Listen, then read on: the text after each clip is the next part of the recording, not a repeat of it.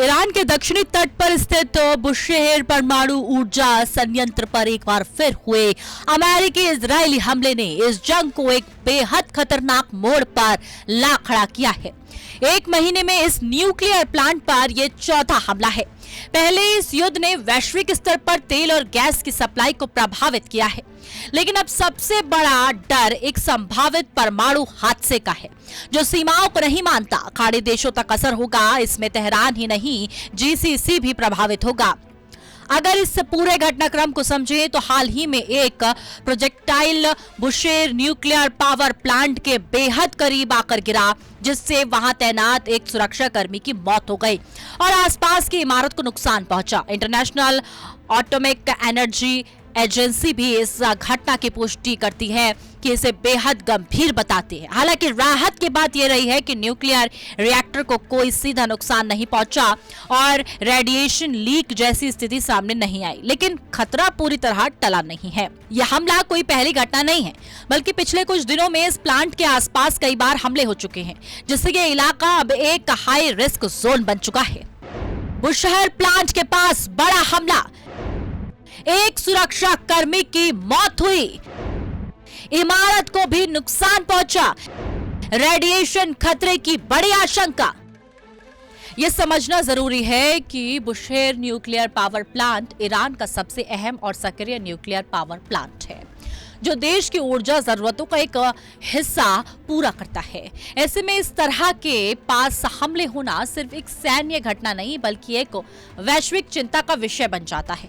अगर किसी भी वजह से इस प्लांट को नुकसान पहुंचता है तो रेडियो एक्टिव रिसाव का खतरा पैदा हो सकता है, जिसका असर सिर्फ ईरान तक सीमित नहीं रहेगा, बल्कि पूरे खाड़ी क्षेत्र पर पड़ सकता है।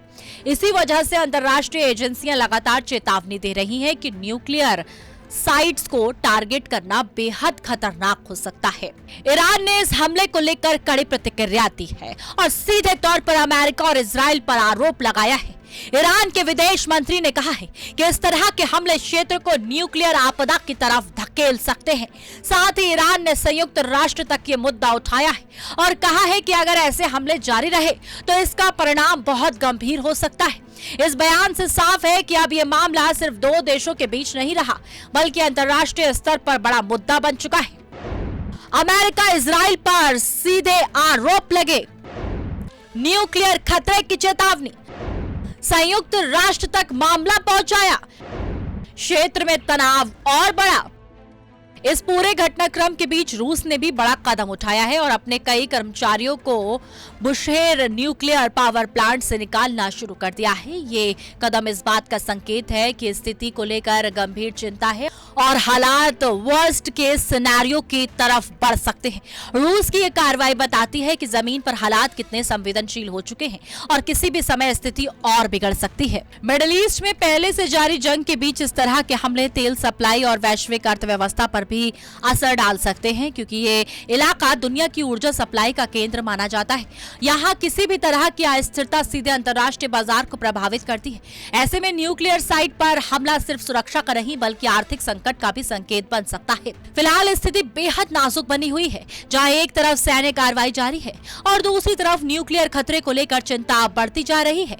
अंतर्राष्ट्रीय एजेंसियां लगातार अपील कर रही हैं कि इस तरह के संवेदनशील ठिकानों को निशाना न बनाया जाए, क्योंकि इसका असर सीमाओं से बाहर जाकर पूरी दुनिया को प्रभावित कर सकता है। अब आने वाले दिन ये तय करेंगे कि ये टकराव और बढ़ेगा या फिर हालात को संभालने की कोशिश की जाएगी। लेकिन फिलहाल इतना साफ है कि खतरा टला नहीं, बल्कि बढ़ता हुआ नजर आ रहा है।